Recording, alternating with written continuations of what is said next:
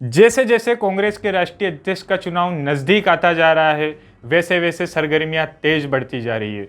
एक तरफ खबर आ रही है कि राहुल गांधी चुनाव नहीं लड़ेंगे, तो इस अवस्था में जादूगर यानी अशोक गहलोत की दावेदारी और मजबूत होती जा रही है।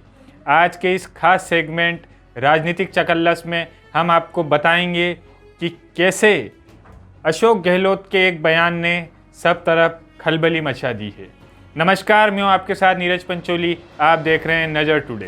कांग्रेस के नए अध्यक्ष पद को लेकर राजस्थान के मुख्यमंत्री अशोक गहलोत का नाम सबसे आगे चल रहा है।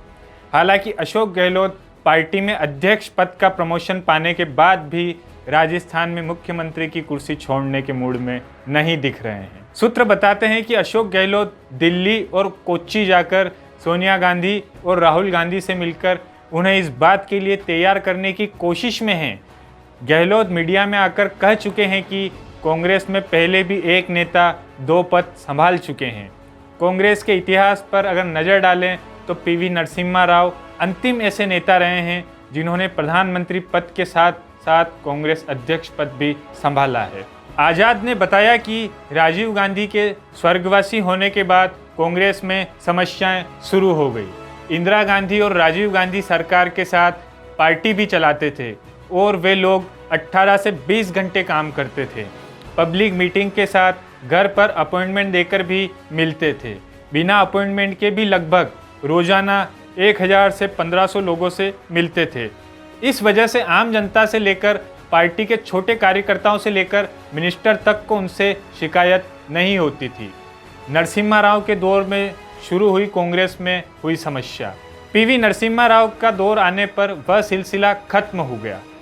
नरसिम्हा राव प्रधानमंत्री के साथ साथ कांग्रेस अध्यक्ष भी रहे। वह बुद्धिमान थे, अनुभवी थे। इकोनॉमिक्स रिफॉर्म उनके दौर में ही आया, लेकिन दुर्भाग्यवश कांग्रेस के संगठन में उनकी कोई रुचि नहीं थी। यह बात हर वर्किंग कमेटी की बैठक में उठाई जाने लगी। आवाज़ उठाने वालों में गुलाम नबी आज़ाद, करुणाकरण भास्कर रेड्डी, शरद पवार, राजेश पायलट, माधवराव सिंधिया जैसे नेता जो वर्किंग कमेटी में थे और मिनिस्टर भी थे।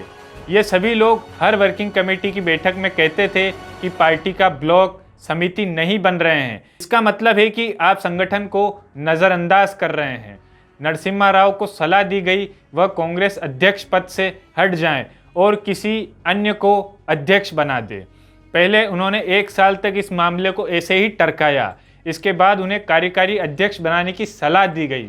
इस पर उन्होंने कहा कि कोई अच्छा नाम सुझाइए। इस पर शर्त रखी गई कि कार्यकारी अध्यक्ष वही बनेगा जो केंद्र में मिनिस्टर पद से हटेगा। 1 साल इसमें भी लग गया। फिर मीटिंग में सलाह दी गई कि उपाध्यक्ष बनाएं।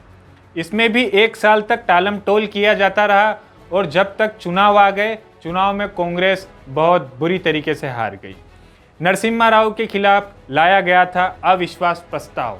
चुनाव में हार मिलने के बाद हुई वर्किंग कमेटी की मीटिंग में पीवी नरसिम्हा राव को कांग्रेस अध्यक्ष पद से हटाने के लिए अविश्वास प्रस्ताव लाने का फैसला किया गया। अविश्वास प्रस्ताव में गुलाम नबी आज़ाद की ओर से कहा गया कि आप भारत के बेस्ट प्रधानमंत्री रहे हैं। आपने देश में आर्थिक उदारता का दौर शुरू किया, लेकिन दुर्भाग्यवश आप कांग्रेस के सबसे बेकार अध्यक्ष साबित हुए। आपका कांग्रेस पार्टी में कोई इंटरेस्ट नहीं रहा। इसकी कांग्रेस की राज्य, जिला और ब्लॉक कमेटियों का रिफॉर्म नहीं हो पाया, जिसके चलते हमें लोकसभा चुनाव में हार मिली।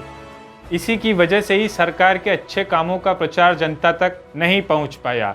इन्हीं आरोपों के साथ उन्हें अध्यक्ष पद त्यागने को कहा गया। इसके बाद सीताराम केसरी जब कांग्रेस के अध्यक्ष बने तो उनका भी पब्लिक एक्सपोजर नहीं था। हालांकि दोनों नेताओं की अच्छी बात यह रही कि उन्होंने अपने दौर में तय 5 साल के बाद कांग्रेस के अध्यक्ष पद का चुनाव कराया। इसके बाद जब सोनिया गांधी और राहुल गांधी कांग्रेस के अध्यक्ष बने, तब किसी भी नेता ने उनसे इस तरह के सवाल नहीं किए। शुरुआत में सोनिया गांधी अपने साथी और सहकर्मी को काम करने की पूरी ताकत देती थी। इस वजह से रिजल्ट बेहद अच्छे आए। 2004 में कांग्रेस के अनुभवी नेता मंत्रिमंडल में चले गए, जिसके चलते उनकी पार्टी और संगठन से दूरी होने लगी। साल 2013 में राहुल गांधी के कांग्रेस उपाध्यक्ष बनने के बाद सोनिया गांधी ने पार्टी के वरिष्ठ नेताओं से राय मशवरा करना लगभग बंद कर दिया था। कुछ नेताओं ने आगे बढ़कर सलाह देने की कोशिश की, लेकिन उनमें से किसी को भी नहीं माना गया। जो कोई भी सलाह देता उसे बीजेपी वाला ठहराया जाने लगा।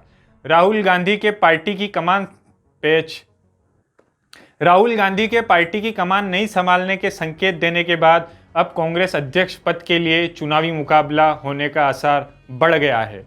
पार्टी के वरिष्ठ नेता शशि थरूर ने पहले ही चुनाव लड़ने के संकेत दे दिए हैं, तो राजस्थान के मुख्यमंत्री अशोक गहलोत भी इस दावेदारी में अपने आप को मजबूत मान रहे हैं।